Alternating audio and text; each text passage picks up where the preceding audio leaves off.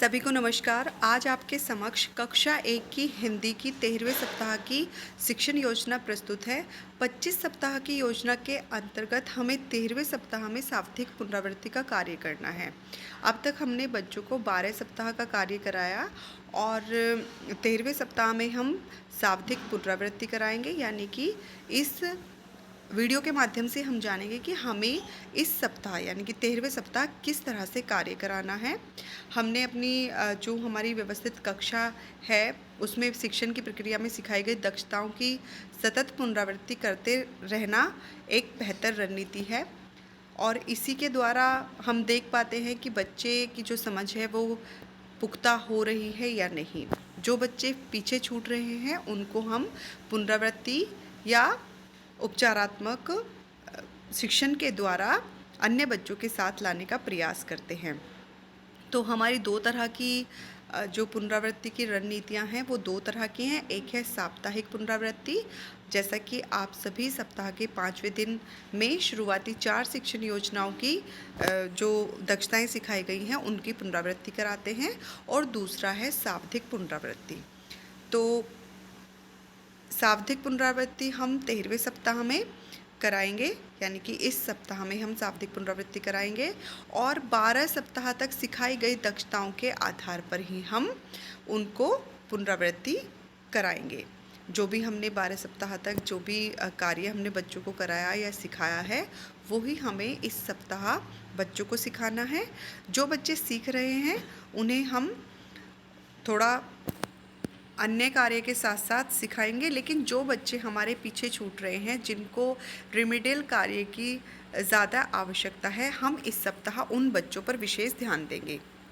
इस वर्ष सावधिक आकलन शिक्षा विभाग द्वारा नेट के माध्यम से भी करवाए जाने की योजना है।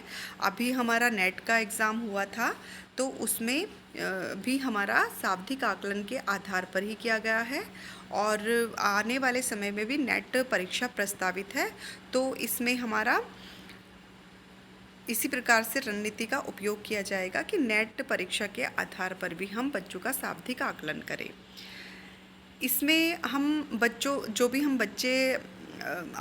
का आकलन कर रहे हैं तो उसके आधार पर जो बच्चे जिस तरह से हमने अपने बच्चों को समूह बनाया है, अंकों के आधार पर 2 समूह में बांटकर हम पुनरावृत्ति कराएंगे। समूह 1 में वे बच्चे आएंगे जिन्होंने डिकोडिंग से संबंधित कौशल में 50% से कम अंक प्राप्त किए हैं, और समूह 2 में वे बच्चे आएंगे जिन्होंने डिकोडिंग से संबंधित कौशल में 50% से अधिक अंक प्राप्त किए हैं। जो बच्चे मौखिक भाषा विकास से संबंधित प्रश्नों में कम अंक लाते हैं उन्हें दैनिक शिक्षण प्रक्रिया में ज़्यादा से ज़्यादा प्रतिभाग लेने के मौके देंगे और उनका नियमित रूप से प्रोत्साहन करते रहेंगे। साप्ताहिक आकलन आप सभी को पता है कि किस तरह से हम करेंगे और आप करते भी आ रहे हैं। यहाँ पर आपको यह ध्यान रखना ज़रूरी है कि इस वर्ष कक्षा 1 और 2 में सावधिक पुनरावृत्ति के पत्रक नहीं दिए जा रहे हैं। आपने अपनी कार्य पुस्तिकाओं में देखा होगा कि इस बार पत्रक नहीं है, तो इसके लिए आपको अपने आप ही पत्रक और गतिविधियों का निर्माण करना है।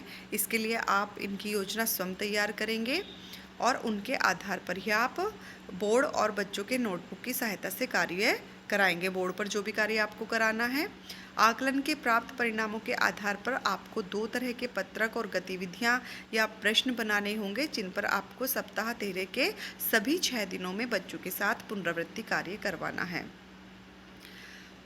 प्रकार 1 में आप इस प्रकार के पत्रक ऐसे बच्चों के लिए होंगे जिन्होंने नेट में या नेट परीक्षा हो चुकी है, आपको पता भी चल चुका है कि किस तरह से बच्चों ने उनके प्रश्नों के उत्तर दिए हैं, या फिर आप 12 सप्ताह के साप्ताहिक आकलन के आधार पर 50% से कम अंक प्राप्त करने वाले बच्चों के साथ मुख्य रूप से वर्ण अक्षर स्तर के कार्य और शब्द स्तर के आधारित कार्य पर ध्यान देंगे।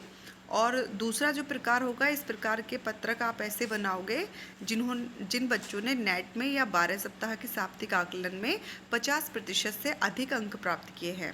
आपको सभी बच्चों का अनुमान है कि कौन सा बच्चा हमारा किस स्तर पर है, आपने उसे किस समूह में रखा है, समूह 1 में या समूह 2 में।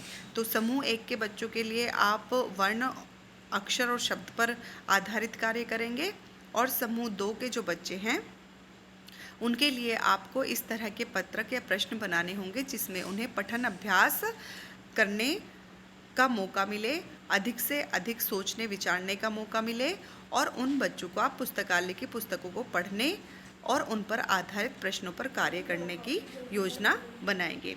सावधिक पुनरावृत्ति पत्रकों या गतिविधियों पर प्रतिदिन प्रत्येक बच्चे के साथ कार्य करवाना है और सभी बच्चे सीखी गई दक्षताओं की पुनरावृत्ति सभी बच्चों को करानी है और आपको सुनिश्चित करना है कि जो बच्चे हमारे समूह 1 के हैं वो हमारे समूह 2 के बच्चों के साथ आ जाएं। तो इस तरह से हमें अपना शाब्दिक आकलन करवाना है। 6 दिन आपको 12 सप्ताह के कार्य की ही पुनरावृत्ति करानी है। धन्यवाद।